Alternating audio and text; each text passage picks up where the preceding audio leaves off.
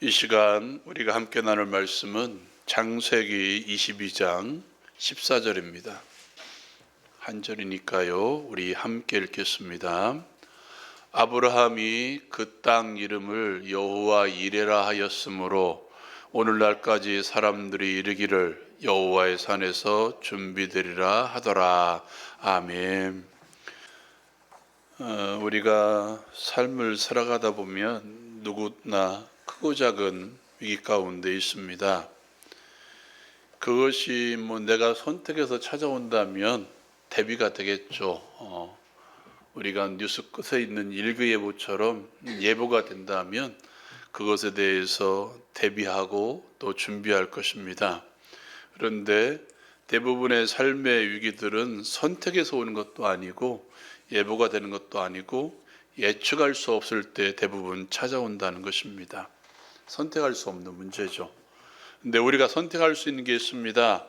그런 찾아온 위기나 시련에 대한 우리의 반응입니다. 내가 어떻게 반응할 것인가, 그것은 내가 선택할 수 있습니다. 그 반응에 따라서 때로는 찾아온 위기나 시련이 우리에게는 기회가 될 수 있다는 것이죠. 그래서 성경은 우리에게 다가온 위기들을 믿음의 시련이라고 이야기합니다. 그 믿음의 시련들에 대해서 베드로 사도는 믿음의 확실함이라고 표현하고 있습니다. 한번 읽어볼까요? 베드로전서 1장 7절에 있는 말씀입니다. 같이 읽겠습니다. 너희 믿음의 확실함은 불로 연단하여도 없어질 금보다 더 귀하여 예수 그리스도께서 나타나실 때에 칭찬과 영광과 존귀를 얻게 할 것이니라. 아멘. 그런 믿음의 시련들을 내가 통과하고 연단받게 되면 예수님이 나타나실 때 우리에게 칭찬과 영광과 존귀가 주어진다는 것이죠. 그러한 믿음의 시련들의 결국은 우리의 영혼이, 우리의 인격, 우리의 몸이 구원받는다는 것입니다. 여러분, 우리가 계속해서 이 아브라함에 대해서 살펴보고 있는데요. 우리가 너무도 존경하는 이 믿음의 조상이라고 표현하는 아브라함에게도 결국 믿음의 시련들이 있었습니다. 그가 우리에게 믿음의 조상이라고 추앙받을 수 있는 근거, 그 이유 가운데 하나가 그에게 있는 믿음의 시련들이었다는 것이죠. 그 첫 번째 시련이 무엇이었습니까? 떠나라는 시련이었습니다. 우리가 창세기 12장에서 이미 살펴봤죠. 하나님께서는 그에게 너희 친척, 본토, 아버지 집을 떠나라 라고 명령하셨죠. 여러분, 그가 살고 있는 갈대아 우르 지역은 가나안 땅보다 몇 배나 몇십 배나 살기 좋은 곳이었습니다. 거기에다가 그곳에는 누가 있었습니까? 아브라함을 도울 수 있는 친척, 힘이 되는 아버지까지 함께 살고 있었던 그런 곳이었습니다. 그리고 그 홀로 생활을 해야 되는, 홀로 이제는 그 모든 삶을 이끌어야 되는 가나안 땅으로 떠나라는 시련을 주셨다는 것이죠.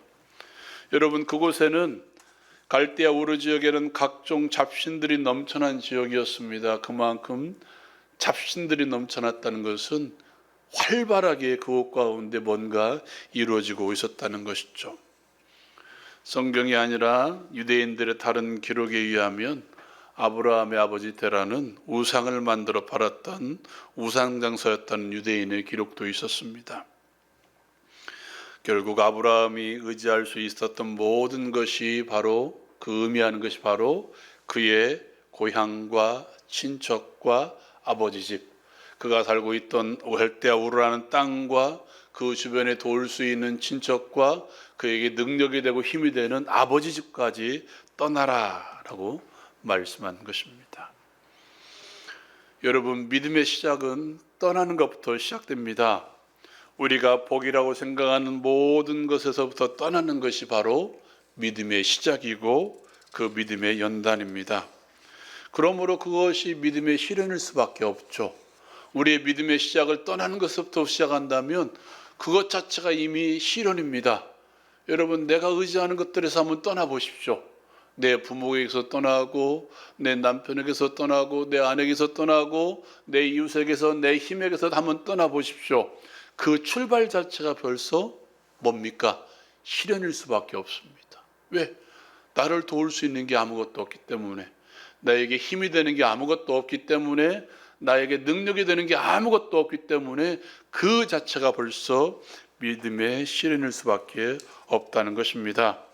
자기가 의지하는 것들을 다 내려놓고 떠나야 하므로 당연히 삶의 무거운 짐들이, 내가 감당해야 되는 무거운 짐들이 나에게 찾아올 수밖에 없다는 것이죠. 요한복음 10장에 보면 예수님께서는 자신을 선한 목자로 비유하고 있습니다. 양의 우리 앞에서 각각 그 이름을 불러낼 때 목자이신 예수의 음성을 듣고 따르는 것이 바로 선한 목자 되신 예수의 양들, 바로 우리들입니다. 예수님의 음성을 듣고 그 우리에서 떠난 그 삶 자체가 우리들이라는 것입니다. 그리고 다른 이들의 음성을 알지 못하며 부를 때 무서워 도망한다라고 말씀하고 있습니다. 내가 예수를 믿는다는 것은 예수의 음성만을 듣고 예수만 날아가고 예수만 따르는 것이죠. 그러기 위해서 우리는 다른 음성들을 떠나야 됩니다. 나를 부르는 다른 모든 음성들, 이 땅의 음성들, 그것이 때로는 나에게 능력이 될 수 있는 모든 음성들에서 떠나야 됩니다. 다른 것들을 알아가는 데에서 떠나야 됩니다. 내가 의지하고 따르는 모든 것에서 떠나야 믿음의 시작이고 믿음의 연단이고, 그런 시련을 통해서 우리는 영혼의 결국 구원에 이룰 수 있다는 것이죠. 아브라함에게 찾아왔던 두 번째 시련이 무엇이었습니까? 버리는 것이었습니다. 그렇게 하나님의 약속을 믿고 가나안 땅에 왔지만 여전히 제대로 된 땅도 없었고 무엇보다도 자녀가 없었습니다. 나이가 들어갈 수 있도록 내가 일하면서 돈을 벌어가면 땅을 살 수 있죠. 그러나 자녀는 어떻습니까? 하나님이 주시지 않으면 해결할 수 없는 문제가 바로 자녀에 대한 문제였습니다. 어쩌면 아브라함은 나이가 들어가면 들어갈수록 고대했던 게 뭐냐면 자녀에 대한 것이었을 것입니다. 많은 재물들을 얻어서 많은 땅을 누리고 살았습니다. 그러나 자녀는 어찌하지 못했죠. 그래서 생각해낸 것이 무엇이었습니까? 바로 하갈을 통해서 이스마엘을 낳은 것입니다. 그 후에 하나님께서는 약속대로 누구를 주셨습니까? 이삭을 주셨죠. 그런데 하나님께서 이스마엘을, 하갈을 내보내라고 말씀하십니다. 버리라는 것이죠. 비록 사라의 몸종이었지만 이스마엘도 아브라함에게는 무엇이었습니까? 자식이었죠. 그 당시 자식은 복이라고 여겨졌던 때입니다. 어쩌면 하나님이 나에게 주신 복이라고 생각했을 그 이스마엘을 어떻게 하래요? 버리라라고 말씀합니다.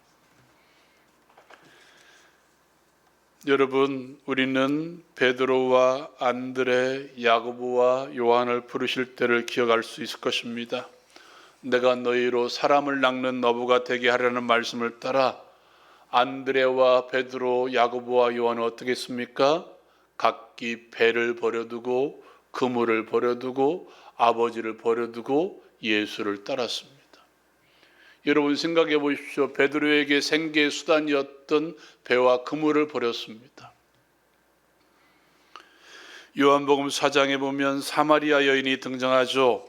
그는 진정한 생수이신 예수 그리스도를 만난 이후에 어쩌면 그의 친구였으며 그가 의지했던 물동이를 버려두고, 왜냐하면 그는 항상 정오에 그 물을 떠가야 되기 때문에 그 물동이를 버려두고 동네로 들어갔습니다. 자신이 만난 생수이신 예수 그리스도를 전했습니다. 그 물동이 안에 물을 가득 채워 집으로 돌아가했던 그 여인이 예수를 만난 이후에 다 버려버렸다는 것이죠. 그렇게 예수를 전하러 갑니다.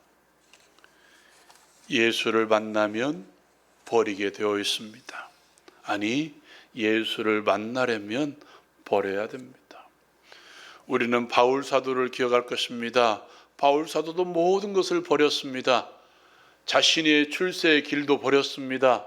자신이 어쩌면 그대로 살아갔으면 그 지파의 수장이 될 수 있는 그 자리까지도 바울 사도는 버렸습니다. 우리가 너무도 잘 알고 있는 구절이 있죠. 내가 그리스도라는 지식 때문에 모든 것을 다 배설물로 여겨버렸다라고 바울 사도는 말합니다. 그 의미에는 무슨 말이 있습니까? 너는 나를 따르라. 나를 따르기 위해서 모든 것을 버리라. 그렇다면 내가 책임져 주겠다라고 말씀하고 있습니다. 마태복음 6장에 보면 우리 주님께서는 이렇게 말씀하십니다. 하늘에 계신 너희 아버지께서는 이러한 것이 있어야 할 줄 아신다라고 말씀하십니다. 우리가 정말 의지하고 있는 먹고 마시고 입는 모든 것들을 너희에게 있어야 할 줄도 아신다라고 말씀하십니다. 그렇게 이야기합니다. 너희가 먼저 그의 나라와 그의 의를 구하라. 이것은 순서의 문제가 아닙니다. 오직의 문제입니다.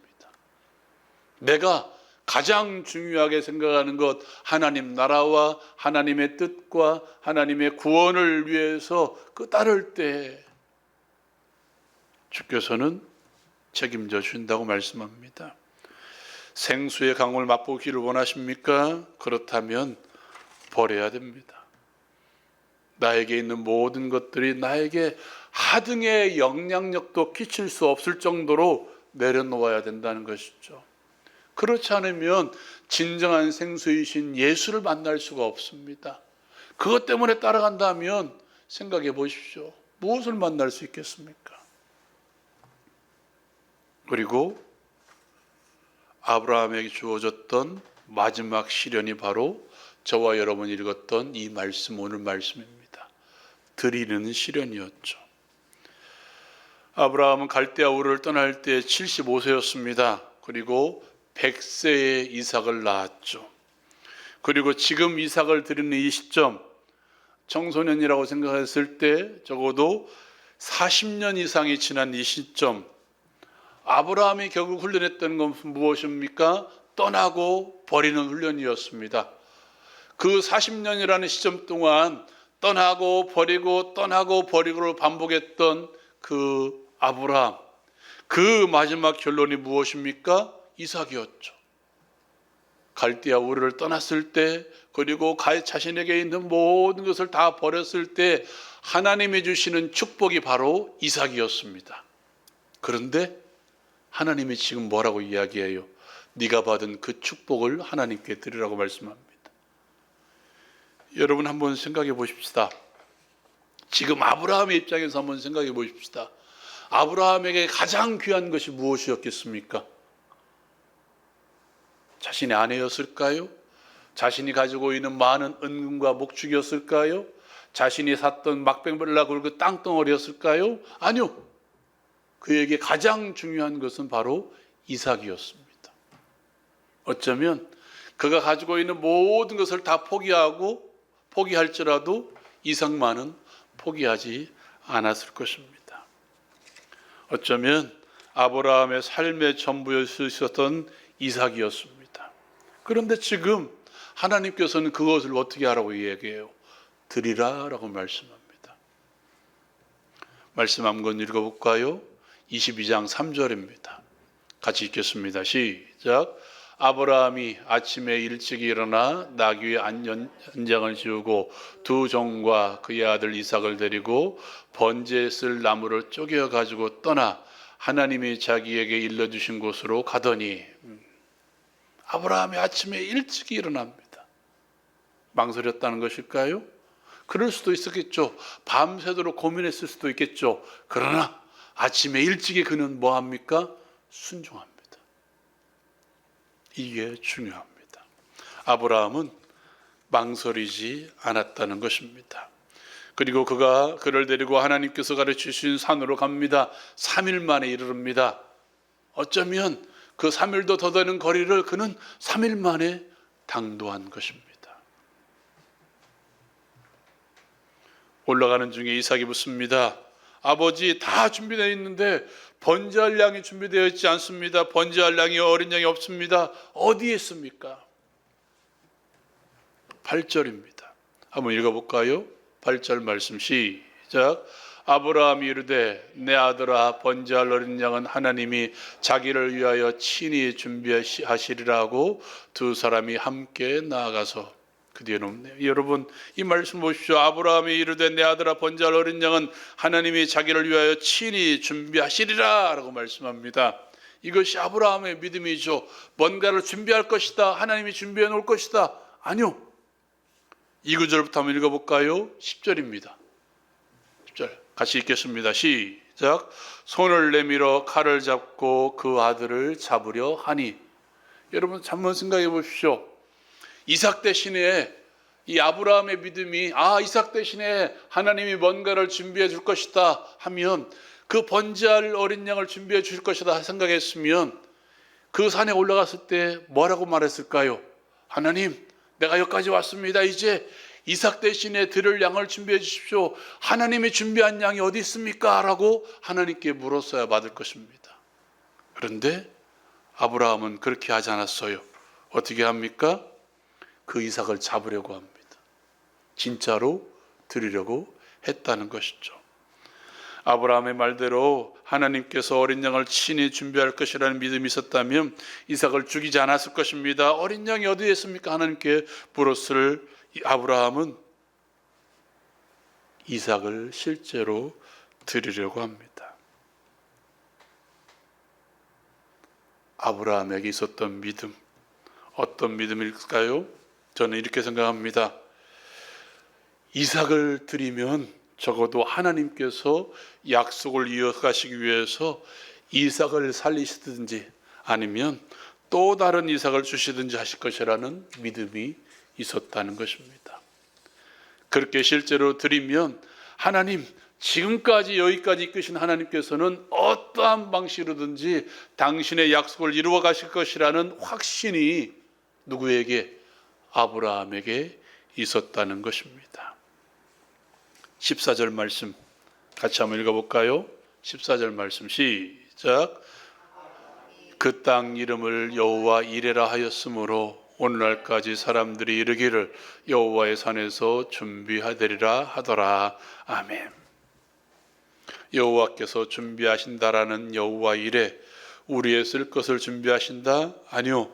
정확한 의미는 여호와의 산에서 준비되리라는 뜻입니다. 그 이삭 대신에 어린 양을 준비하셨던 우리 하나님, 그 산이 하나님께서는 그 산에서 솔로몬 성전을 세우십니다. 그 여호와의 산에서 솔로몬을 성전을 세우셔서 이스라엘 백성들을 위해서 날마다 어린 양을 준비하신 하나님이십니다. 여러분, 그 산에서 하나님께서는 온 인류를 위한 단번의 제사이신 예수 그리스도를 준비하셨습니다. 우리에게 생명을 주시기 위해서 준비하신 예수 그리스도. 하나님께서는 오늘 살아가는 우리에게 이렇게 묻는 것 같습니다. 내가 그 여호와의 산에서 나는 너를 위해서 내 사랑하는 독생자 예수 그리스도를 준비해 놓고 내가 너를 위해 주었는데 너는 나를 위해서 무엇을 줄 것인가? 오늘 그렇게 묻고 있는 것 같습니다.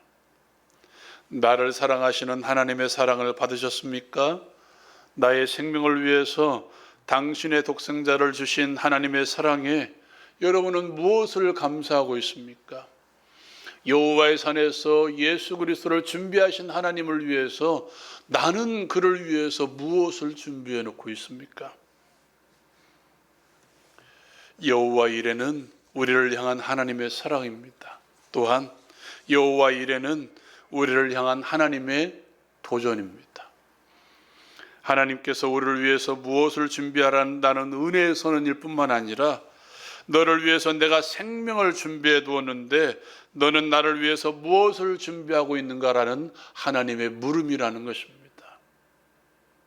여호와 이레, 여러분은 무엇을 바라고 있습니까? 여호와 이레, 여러분은 무엇을 하나님을 위해서 준비해 놓고 있습니까? 여호와의 산 그 골고다 언덕에서 나를 위해서 십자가를 지신 예수 그리스도 아래에서, 그 십자가 아래에서 여러분은 그분을 위해서 무엇을 준비해 놓고 있습니까? 혹시 받으려고만 하지 않고 있습니까? 이제는 준비할 때입니다. 나를 향한 하나님의 사랑에, 이제는 그 사랑에 내가 이제는 준비할 때입니다. 준비하고 드릴 수 있는 여호와의 산에서, 주님의 몸된 교회에서, 십자가 아래에서 이제는 하나님의 영광을 위해서 준비하고 또 준비함으로써 하나님께 드리는 우리 모두가 되기를 주님의 이름으로 축원드립니다. 기도하겠습니다. 사랑하는 여러분, 이 시간 말씀을 생각하면서 기도합시다. 여호와의 산에서 이삭을 위해서 어린 양을 준비해 주신 하나님께서 그 골고다 언덕에서 나를 위해서 예수 그리스도를 준비해 놓고 그분의 희생을 받으셨습니다. 여호와의 일에 여호와의 산에서 준비되리라는 그것은 하나님의 사랑입니다. 죄인 되었던 원수 되었던 나를 위해서 주신 하나님의 사랑입니다. 여호와의 일에는 이제 오늘을 살아가는 우리에게 하나님의 도전입니다. 나를 사랑하셔서 예수 그리스도를 준비해 놓으신 그 하나님께 여러분은 무엇을 드리기를 원하십니까? 그 하나님의 사랑에 여러분은 무엇을 보답하고 있습니까? 여전히 받으려고만 하지 않고 있습니까? 이제는 드리는 기도를 합시다. 주십시오가 아니라 이제는 내가 이런 것을 드리겠습니다. 나의 시간을 드리겠습니다. 나의 삶을 드리겠습니다. 나의 행동을 드리겠습니다. 나의 몸을 드리겠습니다. 내가 가장 귀한 그것을 드리겠습니다. 아브라함이 이삭을 드렸던 것처럼 말입니다. 이 시간은 드리는 기도를 합시다. 여러분, 육체의 질병 가운데 시달리고 있습니까? 마음에 무거운 짐들이 있습니까? 놓고 기도합시다. 주께서 이 시간 가운데 치료하는 강선을 베풀어 주실 줄로 믿습니다. 다 같이 이 시간 주여 한번 힘있게 부르짖고 우리 함께 기도합시다.